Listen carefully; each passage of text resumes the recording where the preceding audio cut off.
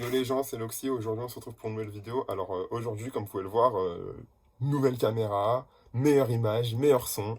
Et ouais, la chaîne Loxy sous les trônés, ça sent bourgeoise, donc vous me dites hein, si ça vous plaît ou si ça vous plaît pas. Hein. Si ça vous plaît pas, je remets mon ancien téléphone, mais bon là avec ma nouvelle tablette, les vidéos vont péter le score de qualité. Hein. Ah, Hollywood on arrive, hein. On arrive les gars, hein. Netflix, gare à vous. Hein. Loxy Citronné Production, c'est du lourd.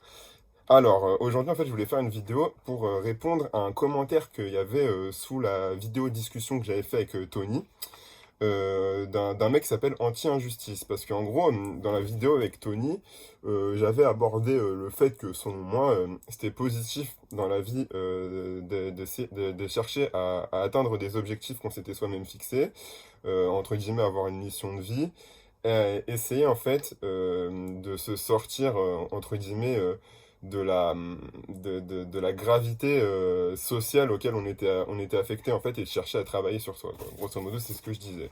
Donc c'est vrai que c'est des propos qui sont extrêmement vagues et anti-injustice. Bon, il m'a taxé, alors d'être trop prétentieux, nanani nanana, et en gros de parler comme un capitaliste. Donc je vais pas le clasher anticapitaliste parce que je trouve que c'est pas totalement, c'est pas bête ce qu'il dit, tu vois. Mais du coup, je vais quand même répondre à son truc parce que pour moi, ça soulève, à son commentaire, parce que pour moi, ça soulève des questions qui sont très intéressantes. Et comme ça, j'espère que même si jamais il voit pas la vidéo, ou en tout cas, peut-être, vas-y, peut-être je mettrai son, parce j'ai vu, il a une chaîne YouTube, j'ai regardé quelques-unes de ses vidéos, donc peut-être je mettrai le lien dans la description de cette vidéo que je fais là. Et puis, si vous voulez, vous lui envoyez ma vidéo réponse, hein, comme ça, voilà, on tient justice, voilà, je n'ai rien contre toi, cher ami. Alors en fait, le truc, c'est que je peux comprendre quand il y a injustice pour ça, parce que c'est vrai que le développement personnel actuel, ça a des injonctions, ça propose des injonctions similaires à ce que j'ai dit dans la vidéo. C'est-à-dire, oui, on peut s'améliorer, oui, en progressant sur soi-même, en travaillant, on peut réussir dans la vie, tout le monde peut réussir, c'est qu'une question de volonté, ceci, cela. Alors, moi, je suis tout à fait d'accord avec ce qu'a dit Anti-Injustice, hein, c'est que bah oui, c'est pour... Enfin, non, tout le monde en travaillant n'arrivera pas forcément. Hein. Si ton rêve c'est de devenir, je sais pas moi, rockstar ou footballeur ou ceci ou cela, bon bah même avec du travail, il y a tellement de concurrence et tout qu'au final, il y aura pas assez de place pour tout le monde et t'as beau travailler toute ta vie dans ce genre de truc-là, t'auras rien. Mais tout de même, je crois pas non plus que ce que propose Anti-Injustice, parce que moi j'ai été voir ses vidéos, c'est-à-dire en fait un peu tout le... Parce qu'en fait, c'est-à-dire qu'il y a deux solutions en fait pour sortir du système qui sont couramment proposées. Il y a soit la solution de tu travailles sur toi, soit la solution de on fait tous la révolution collectivement. Et en fait pour moi, je suis partisan de la première solution. Pour moi la deuxième solution n'en est pas une, c'est un mythe, c'est un mythe qui sort tout droit de toutes les narrations marxistes qu'on a pu avoir depuis le 19e siècle, d'accord? Et je vais vous démontrer pourquoi, selon moi, c'est un mythe. Enfin, en tout cas, pourquoi je suis pas d'accord avec cette solution-ci que je pense irréalisable. Et pourquoi je suis plutôt partisan de la solution 1. Donc, euh, premièrement, en fait, déjà, il y a un truc que j'aimerais rappeler, c'est que le fait de travailler sur soi, ça, c'est pas forcément dans une visée capitaliste, d'accord? Tu peux travailler. En fait, pour moi, travailler sur soi, ça part dans une logique en fait d'essayer de dégager de ta personne euh, un aspect de l'humain qui n'a pas encore été exploré. Alors bon, c'est peut-être un peu vague, hein, c'est peut-être très artistique que ce que je viens de dire là, mais en fait, selon moi, tu peux travailler sur toi de manière. Ouais, il y a des gens qui travaillent sur eux pour faire du fric, mais tu peux travailler sur toi de façon totalement anti-pécuniaire, tu vois. Je vais vous donner un exemple simple, hein, mais pour moi, si ta mission de vie, c'est de faire la ligne de cailloux la plus parfaite dans ton jardin, bah gros, moi je trouve ça lourd, tu vois. Enfin, c'est comment dire. En fait, il y a quelque chose de transcendant. En fait, pour moi, une mission de vie, ça doit simplement être transcendant, ça doit chercher à chercher à s'abstraire de nos impératifs biologico, reptilo, enfin bon bref, tu vois, tout ce qui nous retient un peu à nos bas instincts en fait. Pour moi, c'est ça, c'est avoir une mission de vie, c'est s'éloigner de ça. Donc moi, je vais vous dire un truc, hein, mais par exemple, il y a une chaîne YouTube d'un mec qui passe toute sa journée, toutes ses journées à rester 10 heures par jour devant sa caméra en train de sourire. Bah, moi, je trouve ça lourd. Parce que, en vrai, ce mec-là, il faut bien qu'il y ait un type qui fasse ça dans l'histoire de l'humanité pour voir ce que ça fait. En fait, ce mec-là, même si ça paraît totalement ridicule et totalement inutile, c'est un effort de dingue de rester 10 heures par jour devant sa caméra en train de sourire à rien faire. Tout simplement parce que enfin, déjà c'est ouf, tu vois, de rester comme ça, tu vois. Et en plus, il propose ça au monde entier. Et en fait, ça donne une piste de vie.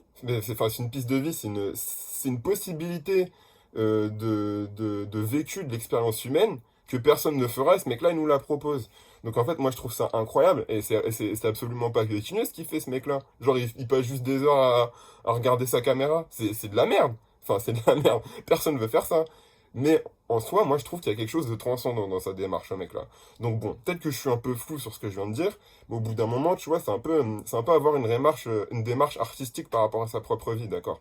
Donc ça, tu peux l'avoir, voilà quoi. Ça peut aller de ça à Elon Musk qui envoie des fusées. Hein, pour moi, les deux mecs, ils ont il y a une similarité dans leur démarche, même si ce qu'ils font n'a rien à voir, d'accord? Mais pour moi, dans les deux cas, il y a une volonté de transcendance. Donc je dis pas à tout le monde d'être Elon Musk ou d'être un mec qui regarde sa caméra pendant 10 heures.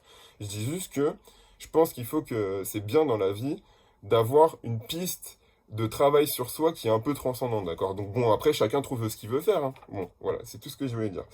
Alors, le second truc, pour être un peu plus concret, c'est que pour moi, si tu cherches pas à t'améliorer toi-même, t'amélioreras jamais le système parce qu'on est tous des maillons du système. On fait tous partie de ce putain de système. Le système, c'est la société que nous tous on construit ensemble et on est tous un maillon de la chaîne sociale. Donc, en t'améliorant toi, t'améliores une partie de la société parce que t'en fais partie intégrante et t'améliores les gens enfin, en tout cas, tu peux être contagieux positivement parlant aux gens qui t'entourent, d'accord? Donc pour moi, c'est aussi bête que ça, de l'impact social que tu as en t'améliorant d'un point de vue personnel. Donc voilà. Le deuxième truc, c'est que en t'améliorant sur toi, tu développes des capacités qui vont te permettre d'être plus hermétique aux injonctions que le système te donne.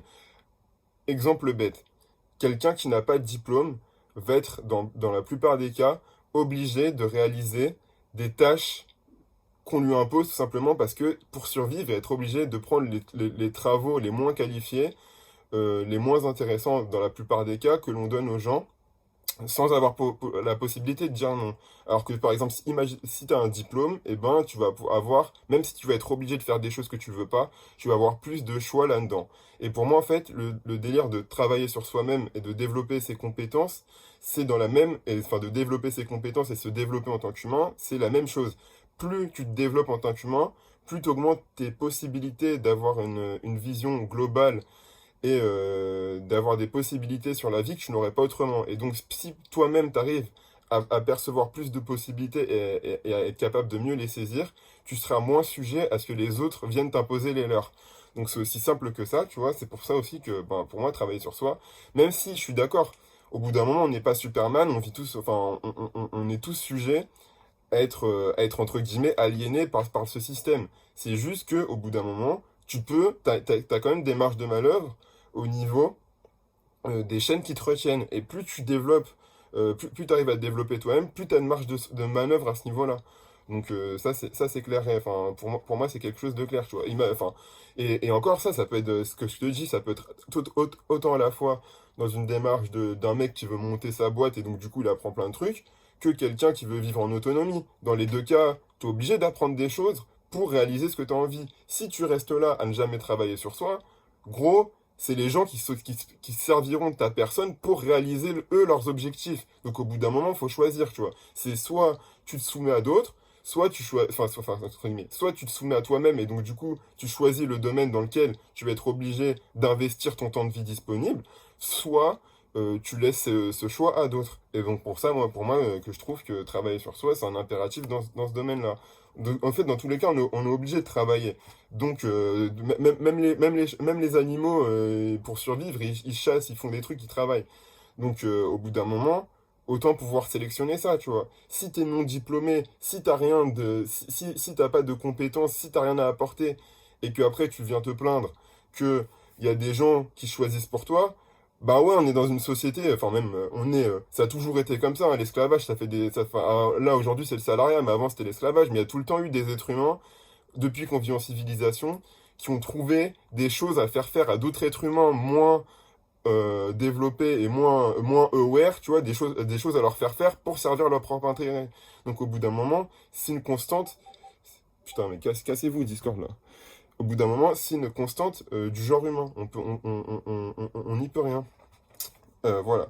Alors, en troisième, enfin, en troisième, quatrième lieu, ce que je voulais dire, c'est que on vit dans une société qui promeut à fond l'hédonisme. Et en fait, travailler sur soi, s'extraire de cet hédonisme consumériste qu'on nous vend pour travailler sur quelque chose qui a plus de sens, parce que sa propre existence, tu peux choisir qu'elle n'ait pas ou pas de sens, mais pour moi, genre, donner un sens à son existence, c'est une façon de se sortir du sens que la société nous donne, c'est-à-dire tu travailles, tu consommes, tu travailles, tu consommes. Non, en cherchant une transcendance dans son existence, tu trouves un nouveau sens plus profond et surtout qui te sort du système. Parce que en fin de compte, c'est toi qui trouves ton sens, c'est pas quelqu'un qui te l'impose. Donc de facto, tu sors de ce système-là qui nous dit travail, consomme, travail, consomme, travail, consomme, tu vois, c'est tout. Donc pour moi, voilà. Et comme je te dis, vu que ta mission de vie, elle n'a pas forcément à rentrer dans une démarche capitaliste, ben voilà quoi. Genre, tu peux tout à fait, enfin, voilà, en trouvant une mission de vie anticapitaliste, et ben, tu fais un pas pour sortir du système. Voilà, bon, alors, voilà mes arguments. Alors maintenant, je vais dire pourquoi je pense que toutes ces idées-là autour parce que là, comme je vous ai dit, ça c'est le versant on travaille sur soi. Donc maintenant, je vais vous dire pourquoi, selon moi, le versant un peu, genre, on fait la révolution, c'est limite, tu vois. Je dis pas qu'il y a pas y a pas d'éléments à prendre là-dedans, parce que c'est vrai qu'on vit dans les rapports sociaux, sont faits de rapports de force, et tu fais pas de rapports de force tout seul. Donc c'est vrai que si on ne fait que travailler sur soi-même, chacun dans son camp, forcément, on n'arrivera jamais à constituer de groupes sociaux capables d'imposer des nouvelles normes au système. Ça, je suis tout à fait d'accord avec ça.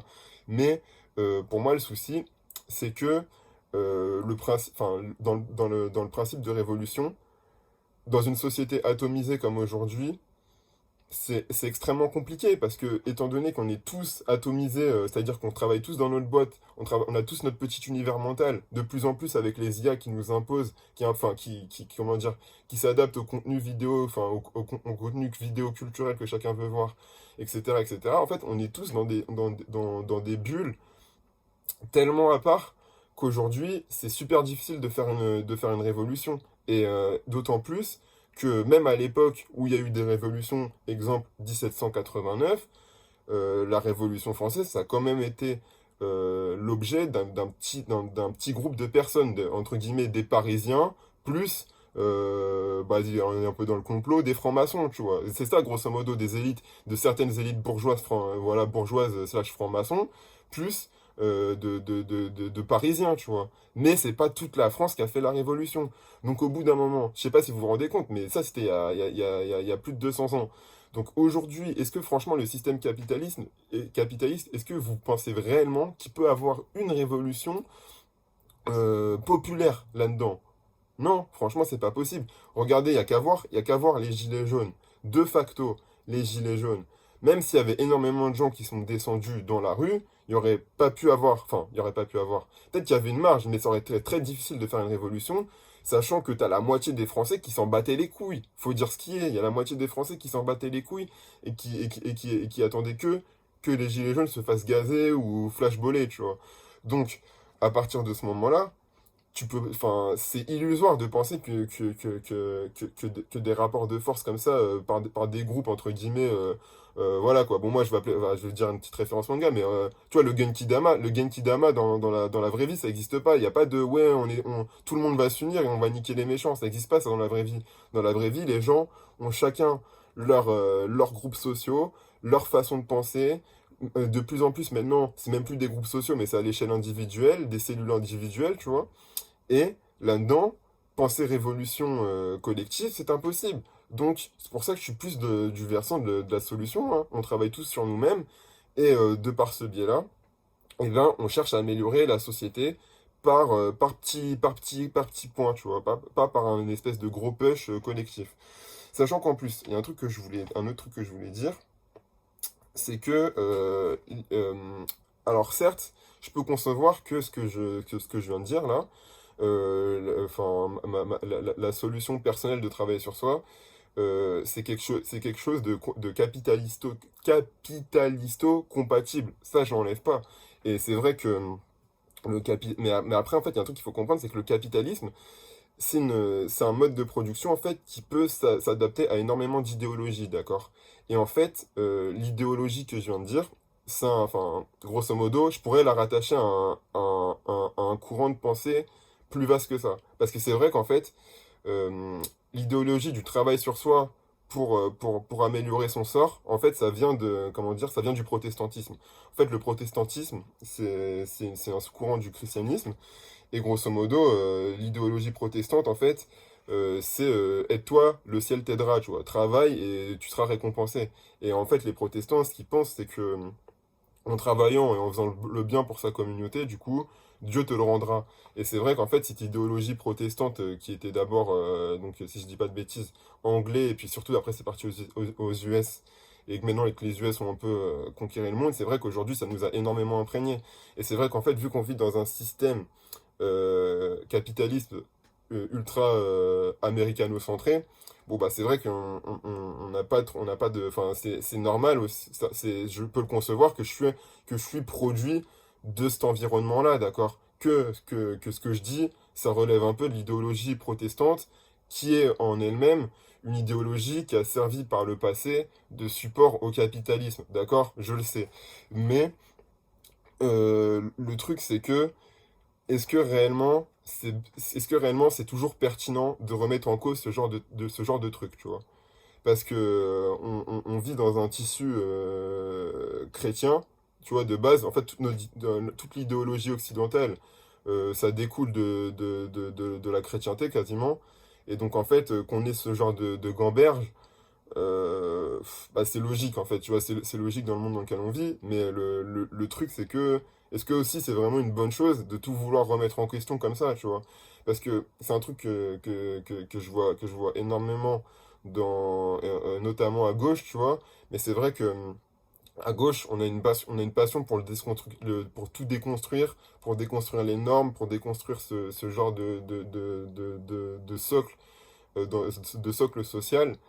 Mais en soi, en fait, j'ai l'impression que les gens de gauche se posent jamais la question de la nécessité de ces choses-là, en fait, de la nécessité d'avoir ce genre d'idéologie pour soutenir une société. En fait, au bout d'un moment, tu peux pas d'un côté prôner l'idée de on va faire des groupes et faire la révolution, et d'un côté prôner de déconstruire tous les liens, enfin toutes les idéologies qui créent le lien social. En fait, au bout d'un moment, il y a quelque chose qui se casse là-dedans.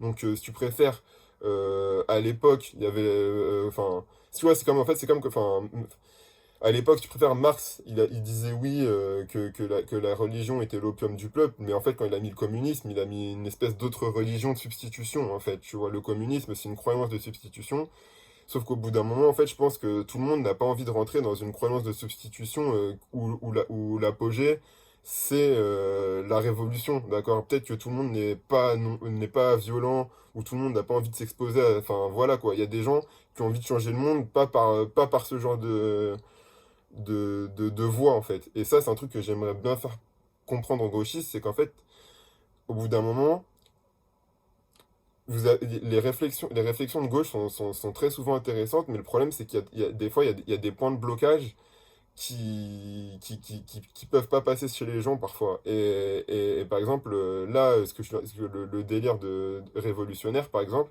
c'est un point de blocage où il y a énormément de gens qui auraient comment dire, qui auraient une certaine positivité à apporter au système et certaines voies d'amélioration qui ne le feront jamais à travers une idéologie pareille, en fait. Au bout d'un moment, il faut comprendre que les êtres humains, en fait, ont tous des sensibilités idéologiques différentes et que, en fait, je pense que pour moi, c'est encore pour ça que je trouve que la solution 1 est la meilleure. Pour moi, en fait, la solution 1, elle permet plus aisément à chacun de réaliser de se réaliser en fait. Alors que la solution 2 elle est beaucoup plus compliquée en fait. Tout le monde, enfin, Après, on peut être d'accord, pas d'accord, voilà, mais pour moi, ça, je suis plus de cette conviction-là, tu vois, et voilà, quoi. Oui, et bon, bah, ouais, j'ai tout dit, je voulais rajouter des trucs, mais je pense que la vidéo, elle a duré assez longtemps. Donc, bah, vous me dites si vous avez bien aimé ou pas, si je dois changer de caméra ou pas, et ben, je vous dis merci de m'avoir écouté, et à la prochaine. Et ouais, et je vous mets le lien de Anti-Injustice dans la description, comme ça vous allez checker ce qu'il fait. Voilà, quoi, parce que bon, sans rancune, hein, moi je suis... il a dit un truc que j'étais pas tout à fait d'accord dans les commentaires, mais bon, moi c'était intéressant, donc voilà. Allez, passez une bonne soirée.